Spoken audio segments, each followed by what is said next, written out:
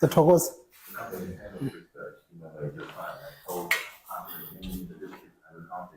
Ngakhale kukhala kwathu tikupemphani kuti niyo mukhale ife tikuyimileni pambali.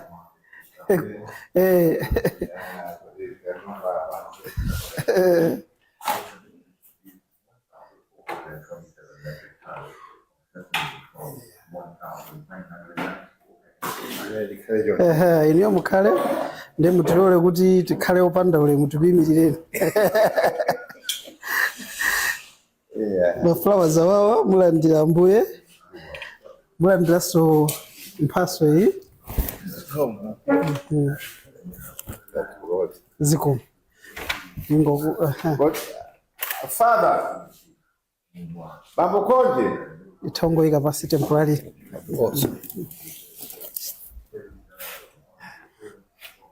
Mtokala. Ndito. Ambuye ine ndi Hope Mezua. Ine ndi Tamika Mezua. Tachokera ku Max and Sherry ku Nyunaperi. Ndi restaurant imene yoyo. Komano pambali pokhala restaurant anthu amatha kuti tumapena kuti tufuna mukatifunireko mafuno abwino kwa auje kapena mukati yamikire kapena mukati thokozere kapena mukauze zinthu zina zimene zili kukhosi kwathu zabwino. Amatha kutiuza kuti tuma kwawo kondedwa awo wachibale kapena anzawo kapena anthu wamba amene anachitira zabwinozo. Kubwera kwathu kuchoka ku Blantyre kufika kunoko amene atituma ndi Mai Neema Matewere. Mai Neema Matewere atituma kuti tidzathokoze komanso kukuyamikirani chifukwa cha moyo wanu wabwino, moyo wanu wodzichepesa Ambuye, moyo wanu ofuna anthu amene zili nkhosa zanu atapita patsogolo zikuwachitira zabwino inuyo nkumasangalala. Moyo umenewo ndi umene watipangitsa kuti lero tidzaime patsogolo pano choncho chifukwa Mai Neema Matewere atiuza kuti ndikufuna kuti mupite mukalankhule ndi Ambuye Stima mukauze kuti ndine othokoza chifukwa cha chimene akhala pa moyo wathu. Atifotokozera kuti kudziwana kwa inuyo ndiwo munadziwana pamene anabwera ku marriage encounter. Analiwo ndi amuna awo. Ndiye by design ya mene inali function inangopezeka kuti coincidentally anapezeka kuti inuyo ndiwo mukupanga share a table. And mukupanga share that table out of curiosity yanu, out of willingness yanu yoti mudziwe zimene nkhosa zanu zikudusamo, munafunsa funso lofuna kudziwa kuti ndi andani ndipo munafunsa kuti mumatani. Kufotokozerani anakuuzani kuti ndine dental therapist. Pokuuzani kuti ndine dental therapist munafunsa kuti is that all you do? Ananena kuti ayi ndimalembanso mabuku. Moti kunokonso ndabwera kuzagulisako mabuku komanso kuzapanga attend this seminar as a member of marriage encounter committee and seminar. Po teropo Ambuye munachitenga pa inuyo nokha kuyamba kufufuza kuti what was the book all about. You grew interest to the extent that you grabbed a copy from her kuti muione. Munaona forward, munaona kuti buku lijira kupasani chidwi. You asked for a copy kuti mubwere nalo ku nyumba. It was interesting for her. Reason being kuti it was only you out of anthu ambiri amene akhala kuwafikirapo amene munaonesa chidwi kuti mafuna mutadziwa za iwo. Komanso kuti mupange go beyond a mere page ya buku nkufuna kuti mupange zambiri za iwo. From that munatenga copy ija kubwera nayo ku nyumba, munawerenga buku lija and you gave her an honest review, a positive review. Feedback imene munapasa inali yowalimbisa mtima kwambiri.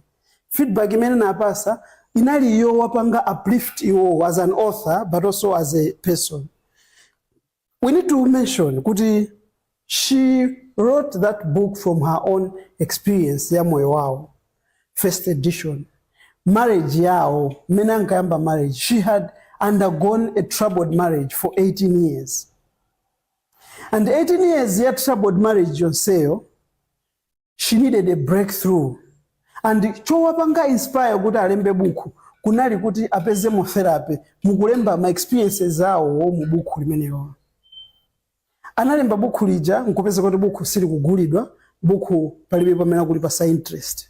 Akapita kwa apasa anzawo kuti mukandigulitsire kwa mshopu mwawo, amapereka ma excuses nzawo. Akapita kwa anthu kuti mundikire kupena pake mundigulitsireko, amapereka ma excuses nzawo.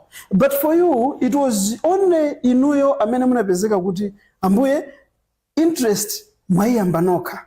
Kupempha kuti mulione buku mwaliyamba nokha before she even marketed, if we were to use that word. Before she even marketed the book to you, you had already grown interest kuti mwapange support. So today she is asking us, kuti, what kind of a man is Ambuye Stima? Onena kuti azikhala that humble, kumakhala busy ndi zinthu za ineyo. A mere stranger that he only met pa table manager. He is such a busy man, amene makhala busy ndi the entire diocese, if not the entire nation, at his disposal. Alini ma issues ambiri mbiri kuti apange sort out. Why would he be so concerned kuti akapange interest pa buku langa ineyo, kuti andipange support ineyo? You would think there was anything that you were expecting in return, but none at all. From that point, Amayi Matewere, munapezeka kuti mukwapanga linki kuti alumikizane ndi ku Luntha TV, ku Radio Maria, kuwalumikiza ndi ku Montfort. She tells us kuti makopezi yanga instantly after Ambuye Stima atapereka feedback, anapezeka kuti ayamba kuyitanisa kuti apite ku Montfort. Ma sales, shelf after shelf, they were being cleared because mabuku anga amapikauta akupita. Ma customers akutenga. You need to go and tell Ambuye Stima kunena kuti for the first time ndinakwera ndege yoti ndikupitira buku ineyo, buku langa kupita ku Nairobi. Ku summit kundiitana, anthu ondiitana ku summit anandiitana because anaona ndikufotokoza pa Luntha TV. Luntha TV nafikapo bwanji, ndinafikapo because of Ambuye Stima atandipanga link ndi anzathu kuti andipange expose. So go tell him kunena kuti there is a future that he has created for me. I needed someone like him kuti tsogolo langa la buku likhale transformed. Because with that book, ziseko zanga zonse zinatseguka. Today people come to me and ask me kuti ndathandize counseling ya marriage. Reason amakhala kuti awerenga buku langa adusa mmene ndikuti sinadusa mweneyo powerenga. For me it was a lived experience. But for them, they are reading my story, and at the end of the day, akunena kuti we want you to counsel us. Mutipase guidance inuyo. They have no idea kuti kumene ndochokera neyo behind this whole book is this man of God. Amene wandipanga push kuti ndidziwike kwa iwo. And I don't want kuti masiku azipita ndisanauze Ambuye Stima kuti I am grateful. I missed his birthday in December. I wanted kuti mukanapita mukauze pa birthday yawo. Mwina tsiku limene anabadwa, it would make even more sense kuti aziva kuti ndikuthokoza chifukwa cha moyo wawo. But still, I don't want kuti nthawi ipite kuti ndidikire the next birthday. Pitani mukauze panopa kuti ndine munthu oyamika kwambiri. She tells us kuti iwo together with her husband akamanena kuti ali ndi spiritual father, someone who guides them, who sits down ku dziko lawo koma nkumapanga zinthu zoti zathandize marriage yawo. It is you. Time and again mumatumizira ma verses. Time and again you tell them kunena kuti Mayi Matewere ndamuna anu, I really don't want kuti nyumba mwanu mudzaloweso satana ngati mene kunalili kale 18 years mene mwadusamo. I want your marriage to prosper. I want you to be happy. I want you as children of God kuti mulandire kudzoza kwa padera dera. You do that not because mulindi nthawi yambiri. You do that not because you expect that they will pay you. You do that not because you are janda abale anu. Not at all. You do that because you live the word of God. Mawu a Mulungu simumangowalankhula pa pulpit. Mawu a Mulungu mumaachita by being there for nkhosa zanu. That's what Mai Matewere asked us to come and tell you. She asked us to come and tell you kuti if you ever thought kuti kodi ine naneso thama ndipempherera, you need to know kuti she and her husband amakupempherera ni kwambiri kuti muzilandira madalitso ochuluka because you have been a blessing in her life. Now people can look up to her kunena kuti there is an author here. People can look up to her and say kuti amayi awawa amatipanga counsel, amatipanga guide, amayi awawa are exposed, amayi awawa amalemba zinthu zabwino, koma it was because of you. Chipande enuyo encounter imene munali nayo ija chikhala kuti panalibepo bwerezi panopa buku lawo litafera m'mazira. Mwina bweza kungowerenga iwowo and a few household members, because she says she faced rejection. All she needed was a destiny helper wonena kuti awasegulire makomo awo. And that single act that you did, that single question that you asked kunena kuti umalemba buku lanje ndiwerenge nawo, it is that which transformed her life. Today she tells us kuti I'm a very busy lady. Ndili busy chifukwa cha mmene anandisegulira makomo anga Ambuye Matewere. So nyamuka anachoko Blantyre and go to Mangoshe and tell him kuti I appreciate, I pray to God every day kuti aziwadalitsa, and azidziwa kuti it never came as a mistake. Zinabwera ngati mdalitso kudzera mwa iwo kuchoka kwa Mulungu. That was the message that we brought, but Tamika awerengaso message imene analemba okha in her own words kuti you should keep it with you. The Right Reverend Bishop Montfort Sidima. Words are not enough to express the depth of my appreciation for all that you have done for me and my family. You have always been there for me. The least I can do is to say thank you from the bottom of my heart. Thank you for all you have done for me. You have been a blessing to me and my family, and you are a blessing to many. From Neema Lucia Matewere.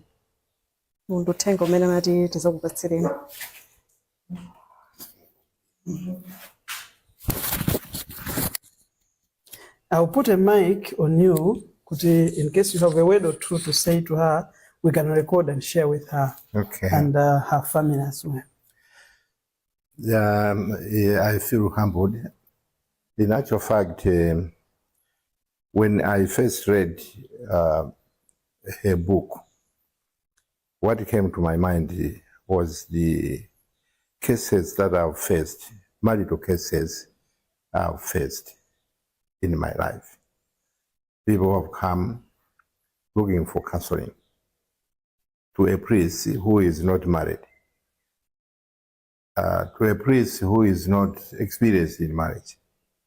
All I knew was trying to give weekends to couples from just mere small experiences. But when I went deep into her book and see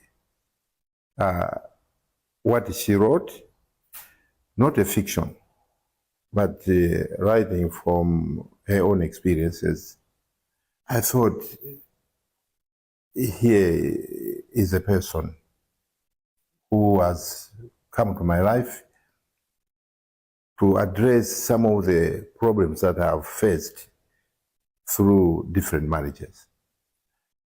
And for me, it was just as simple as let me help to expose this message to people.